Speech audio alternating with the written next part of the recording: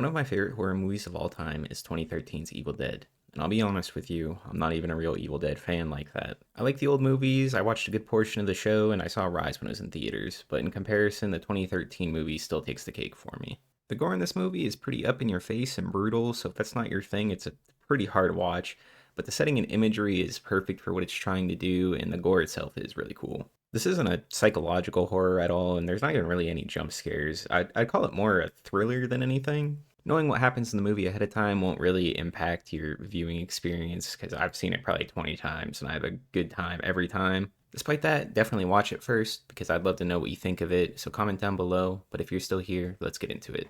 Start off the movie seeing a woman walking through the woods, dripping with blood and seemingly being pursued by someone. Hides behind a tree, but eventually gets discovered and has a bag put over her head, where she is then dragged to a basement somewhere and restrained to a post with barbed wire. She can vaguely make out through the bag on her head that an old woman is setting up something that looks like a ritual. The old woman tells the panicked girl not to worry, and only the evil book can undo what the evil book has done, while the girl begs to go home. When she says this, a man takes the bag off of her head and is revealed to be her father, who is seemingly behind this. We get an idea of why she might be restrained when she asks where her mother is. Mommy's dead, baby. You killed her. Her begging to be released is interrupted by the old woman telling her father to do it. It's the only way to save her soul. We find out what it is when he starts dousing his daughter in gasoline before lighting a match, causing the girl to tell him, You're so loud, you pathetic! along with many other profanities that she continues, even while being set ablaze with a smile on her face, when she is clearly possessed by something. When she is fully engulfed in flames, the father tells her he loves her before shooting her head off with a shotgun. Next scene, we see a red Jeep driving to a cabin in the woods in a very secluded area, even having to drive over a river of some sorts. Like, it doesn't even look like there's a road here. Probably not the best place for a cabin. When the red Jeep arrives, we are introduced to David, Olivia, and Natalie. David and Natalie being in a relationship together, and Olivia seemingly an old friend of David's, making comments about him moving on to the big city. This is the first time Natalie and Olivia are meeting, but it's broken up when another friend, Eric, says David was supposed to be there 2 hours ago. None of the greetings are particularly warm, as they are meeting under non-ideal circumstances, which we learn about when we go to meet David's sister, Mia. Mia, also not giving David a warm welcome, is saying she's surprised he even came. Our awkward encounter is broken up when what I'm guessing is their family's dog, Grandpa, who rode with David, comes over, surprising Mia. They all sit together and David does a magic trick to reveal a necklace he got for Mia, made from a tree that is supposed to make her will stronger, hinting at why we are here. Mia says it's time to get started, but Mia makes David promise he will stay until the end, making him cross his heart, which he does on the wrong side of his body, so it doesn't even really count. After this, the gang is gathered around a well, where we get the explanation of why they are all gathered. Mia is finally getting sober and promises to never touch drugs again, before dumping them down the well, going completely cold turkey. Olivia, being a nurse, explains that they're going to be there for 3 days because that's when the worst of the withdrawal symptoms will be. David doesn't seem particularly worried because he says Mia is a strong girl. He goes to unlock the cabin, and the lock has already been broken, finding a crowbar on the floor. Mia remarks the cabin smells horrible, and that her mom would have hated to see the cabin in the condition it's in. Everyone starts to get settled in, Mia having a bunch of pictures of David and her mom showing that they used to be really close, but when Mia starts talking about her mom, we realize where some of the tension might be coming from. David moved away to the city, and while their mom was dying in the hospital, he never showed up, but Mia was there the whole time. It wasn't because David didn't want to be there, but because he just got his new job, so it would be too hard to leave. Mia says he was probably lucky he didn't actually have to see their mom that way before leaving David alone in the room. In the evening, David is using a nail gun to fix the damage done to the door, and Olivia comes over and says that they already tried getting Mia sober last year. She made all the same promises, and she still relapsed after only 8 hours, and even OD'd at some point during the year. David hadn't heard anything about any of this. After a few hours of sobriety, we see things are going very well so far.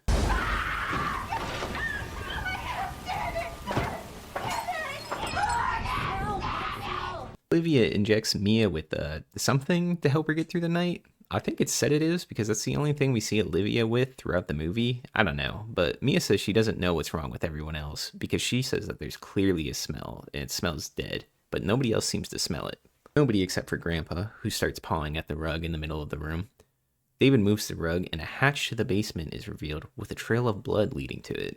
They open it up and now everyone can smell what Mia has been smelling. Eric and David go to investigate, and it's revealed that a room in the basement is the same room that the opening sequence took place in. We start investigating the weird ritual room and find the shotgun from the opening, and more importantly, the book, wrapped in barbed wire in some sort of bag. This aggravates Mia even more as she's going through a hard time already without the ritual stuff happening in the basement, and says that they shouldn't have touched anything down there, as we see Eric has brought the book and gun upstairs. Next morning, we see Natalie cutting some meat with an electric cutter for lunch, and it is pouring outside. Mia is outside pacing, tweaking, while Eric is in his room getting ready to open the book. I don't think the movie ever says its name, but if you aren't familiar, this is the Necronomicon, the Book of the Dead, a demonic skin-wrapped book which has been around since ancient times. Being around so long, it now has warnings in it that Eric just kind of ignores. Flipping through the book, he gets a gnarly paper cut and a drop of blood hits the book, something you should probably avoid when reading the Evil Demon book with warnings throughout it. But Eric just continues flippantly ignoring them when he deciphers the text beneath the warnings and reading them out loud. This causes something we can't see to slam into Mia, causing her to collapse and start vomiting. Nice one, Eric. Mia thinks that these are just side effects of withdrawals, and when begging God for a break, she sees an entity standing in the forest. This causes Mia to snap, and she gets ready to leave, explaining to the others that she is going insane here. Tells them that she will go through with the sobriety, she just needs to get out of here. They tell her they aren't going to let her leave because of what happened earlier in the year. She then tells David to take her home, and he says that they're right, she needs to go through with it. This makes her really upset because she says David was supposed to be there to support her, which he is, but Mia not seeing it this way breaks the necklace David gave to her earlier. Which, I don't know if it would have helped with the whole demonic thing going on, but I guess we'll never really know. Mia storms off to her room, and when Eric goes to check on her, it's revealed she snuck out of the window is taking Eric's car, which he kind of deserves, to be honest. Speeding through the forest, she sees the same entity from earlier in the road, causing her to swerve and ends up driving the car into a pond. When she wakes up from being unconscious, she starts swimming to get out of the pond. When she makes it out, a swampy entity jump scares her. I like this a lot. There's not really a scare here if you're used to horror. The fact that it's there before we even realize it is pretty fun. This causes Mia to run through the forest, hearing demonic whispering, before the viney thorns around here start grabbing her. And when she's fully restrained, we see the entity that's been following her is there. It vomits a thicker, thornier vine that slithers over to her and enters her body, a few minutes later being discovered by the rest of the gang. They take her back to the cabin and have Mia resting. Olivia says she was talking about seeing a woman in the woods, and that it's just crazy withdrawal talk. David thinks they're over their heads if this is how the withdrawal is going to be, and suggests they get her to a hospital, which offends Olivia because being a nurse, she believes Mia is getting the same treatment she would at a hospital, adamant that they have to stick it out or all of this was for nothing. David goes to check on Mia, and we get a scene that Jane Levy is awesome in. You have to get me out of here. Mia, being completely terrified, begs David to get her out of there, explaining that there is something in the woods and that this isn't just withdrawal nonsense. She also thinks it's in the cabin with them now. David tells her it's all in her head and that she will be glad that they made her stick it out before leaving the room. Mia, hearing something, looks over and see her reflection is no longer her own. In the meantime, Eric is still messing with the Necronomicon, where he stumbles upon a page of a girl being wrapped up in thorns. This is notable because when they found Mia, she was obviously torn up all over, and Olivia chalking it up to her running into a thorn bush while in the woods. Olivia comes in and tells Eric he should be helping David clean up the dead cats in the basement, which is kind of funny. Why can't you help? Why is it Eric's job? Eric shows he still holds disdain for David because he hasn't been in their lives for the last few years. Meanwhile, David is cleaning up the cats alone and realizes he can't find Grandpa, finding a blood trail leading to under the shed. When he pulls him out, it's revealed that he is passed, and David sees a bloody hammer on the ground. This causes him to go confront Mia, assuming she did it out of frustration, but she is in the shower. This doesn't stop him from pounding on the door, and Mia turns up the hot water to the point where it is basically boiling. David is upset enough that he breaks the door down, which is probably for the best, as we see her skin has bad burns on it now. So David tries getting her to a hospital. During this time, Eric is back at the cabin, flipping through the Necronomicon, because he saw something earlier about boiling water on the skin, probably piecing together what's going on. David realizes he can't go any further as the river from earlier is now flooded, so he returns back to the cabin with Mia. Olivia says that she can give Mia some sedatives, but her burns are serious. They're hoping the sedatives last a couple hours until it stops raining so they can hopefully get her to a hospital. Despite the sedatives, we see Mia walking down the hallway, dragging the shotgun with her. She starts to slowly raise it, and when David demands she puts the gun down, she fires at him, hitting him in the shoulder and knocking him over, And at the same time, the force in the forest from earlier bursts through the door and through the whole home. When it finally stops, Mia informs them. You are all going to die tonight. First thing they wisely do after Mia collapses is go for the gun. Olivia is the closest, but when she reaches it, Mia gets on top of her and vomits on her before Olivia rolls her off and into the basement. Goes over and closes the basement door so Mia can't get out. David tells Olivia to go get more sedatives, and when she does, Eric tells David he doesn't think sedatives will help, and that this is likely caused by the witchcraft in the basement. He never says the word, but Mia is a deadite now. These are undead demon spirits that feed on the souls of people throughout the series. I'm only bringing it up now because I don't want it to be confusing when I say it later, and I think at this point in the movie it's obvious to the viewer that she's no longer just a person going through withdrawal. Olivia is cleaning the deadite puke off of her in the bathroom while grabbing the sedatives. When she looks back in the mirror, much like Mia, the reflection is not her own. She hears the book flipping pages on its own, and it stops on a page of a woman removing the skin from her face. She goes to leave the room, but suddenly can't control her body. The door to the room slams, and the rest of the group goes to check on her. Eric goes into the bathroom where we can hear the cutting of flesh. As he approaches, the cutting gets faster until it's revealed she is a deadite now and cut out a huge portion of her cheek. Eric backs away from her and actually slips on a piece of the flesh she cut out and falls back onto the toilet, hitting his back, and then the door to the bathroom slams shut. Deadite Olivia gets on top of him, stabs him with a shard of glass in the shoulder, and then uses the needle that was used for the sedative to jab him in the eye over and over. When he puts his hand up to try to stop it, she just starts jabbing through his hand instead. She finally pushes her off, and her head hits off the toilet, knocking her down.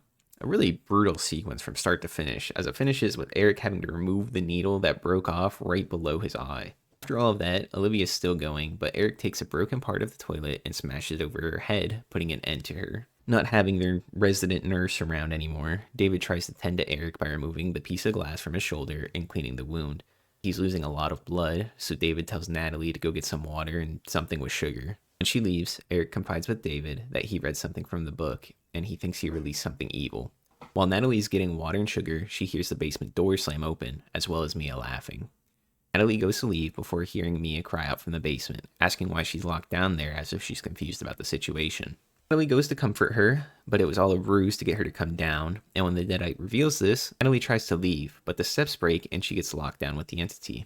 Natalie grabs a knife to defend herself, and Mia bites her hand before splitting her own tongue with a knife Natalie wanted to defend herself with. Mia then gets on top of her, and I'm assuming it's blood the deadite uses to spread the affliction. It was super bright red when she vomited on Olivia earlier, so I'm not positive. Whatever it is, she forces it into Natalie's mouth before David shows up to save her. Deadite says some obscene things to David, making it clear she's just gone at this point. Why don't you come down here so I can suck it, pretty boy? Mia. Mia, not here, you idiot! And so David locks up the basement to the best of his ability. After the basement is secured, Eric shows up with a can of gasoline as he intends to try to burn the Necronomicon, but cannot be burned. Because of this, Eric tries finding a solution to the situation within it. They find out that once he feasts on 5 souls, the sky will bleed again, and the abomination will rise from hell, which is really unfortunate considering how they are in fact a group of 5. He thinks the only way to stop this is to kill Mia, and David is obviously very against this. While they're reading up on Necronomicon lore, Natalie's in the kitchen trying to tend to the bite wound she got from Mia. Unfortunately, it is showing signs of some sort of infection as Mia watches from the basement eagerly. Natalie thinks she's lost control of that hand, and to prevent it from spreading, picks up the electric cutter she used for meat earlier. She also starts cutting like right through the middle of her bicep instead of right at the elbow, which is insane. There's considerably less tissue in the elbow compared to going through your bicep, tricep, and humerus. It's not even like the infection spread past the elbow either. It's just brutal, dude. Blood gets into the electric cutter, causing a short, resulting in the power to the cabin to go out. I don't even know how they have power out here to begin with. They're literally in the middle of nowhere, and who has been paying for the electricity? David goes to see what all the ruckus is about, and finds Natalie, one arm down, while we see Mia is having a better time than everybody else.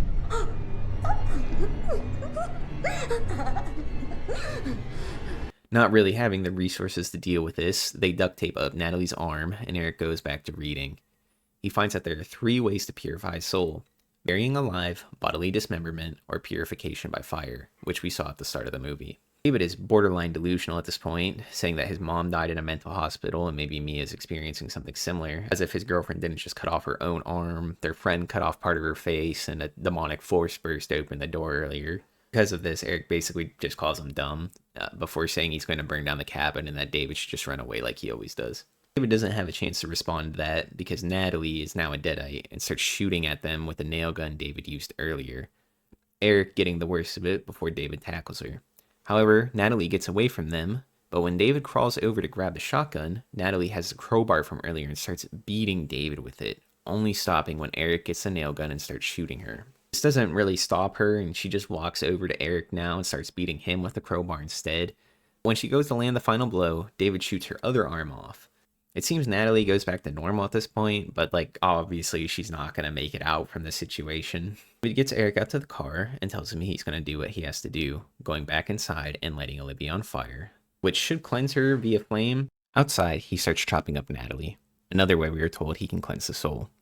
When he goes to ignite the basement, he hears Mia singing a lullaby from her childhood, stopping him. He's unable to go through with it and starts concocting a plan that I don't think has any way of working, but we'll get to that later, as he digs a hole outside before descending into the basement with the sedative ready to go. The basement is flooded from the storm and he can't find Mia. Eventually she ends up behind him and starts tossing him everywhere before attempting to drown him, only stopping when Eric hits her with the crowbar and then David injects her with the sedative. However, this is the end of Eric as he does succumb to blood loss. David begins his plan of live burial. The deadite pretending to be Mia starts guilting him for abandoning her and their mother. David finishes burying her, and when he thinks that she has died, unburies her and goes through with the second part of his plan, where he resuscitates her.